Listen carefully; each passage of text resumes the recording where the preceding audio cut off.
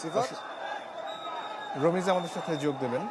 আর এই পাশে জানিয়ে রাখি 17 বছরের বেশি সময়ের প্রতীক্ষা তারেক রহমান, যিনি বিএনপির একজন শীর্ষ নেতা, দীর্ঘদিন লন্ডনে প্রবাস জীবন, এক প্রকার বন্দি জীবন কাটিয়ে তিনি বাংলাদেশের ফিরেছেন। সেই তারেক রহমানকে দেখার প্রতীক্ষায় হাজার হাজার লাখ লাখ জনতা। দর্শক দেখতে পাচ্ছেন তারেক রহমান যেই লাল সবুজের যেই বাসটি, সেই বাসের সামনে দাঁড়িয়ে সে জনতার উদ্দেশ্যে হাত নাড়িয়ে শুভেচ্ছা বিনিময় করছেন তারেক রহমান, যার আগমনে বিএনপি আজ উদ্বেলিত, যার আগমনে বিএনপি নেতাকর্মীরা আজ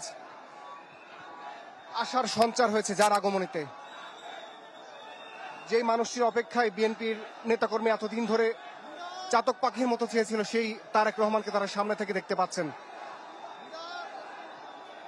দর্শক, এই যে মানুষের উচ্ছ্বাস, বিশেষ করে বিএনপি নেতা কর্মীদের যে উচ্ছ্বাস, সে বাঁধ ভাঙা উচ্ছ্বাস কিন্তু দর্শক দেখতে পাচ্ছেন।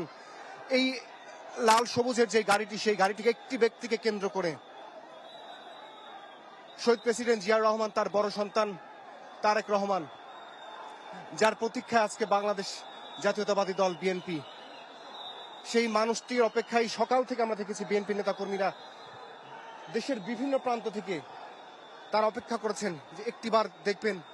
এবং আসছে যে নির্বাচন, সেই নির্বাচনের এই তারেক রহমানের নেতৃত্বেই বিএনপি আবার ঘুরে দাঁড়াবে। দীর্ঘ 17 বছরের যেই নির্যাতন, যেই নিপীড়িত যেই রাজনৈতিক যেই দলটি, সেই দলটি ঘুরে দাঁড়াবে এই তারেক রহমানের হাত ধরেই, এমনটি প্রত্যাশার কথা বলছিলেন এখানে যে সমস্ত নেতাকর্মীরা উপস্থিত হয়েছেন। তারা এখান থেকে বিভিন্ন ধরনের স্লোগান দিচ্ছেন।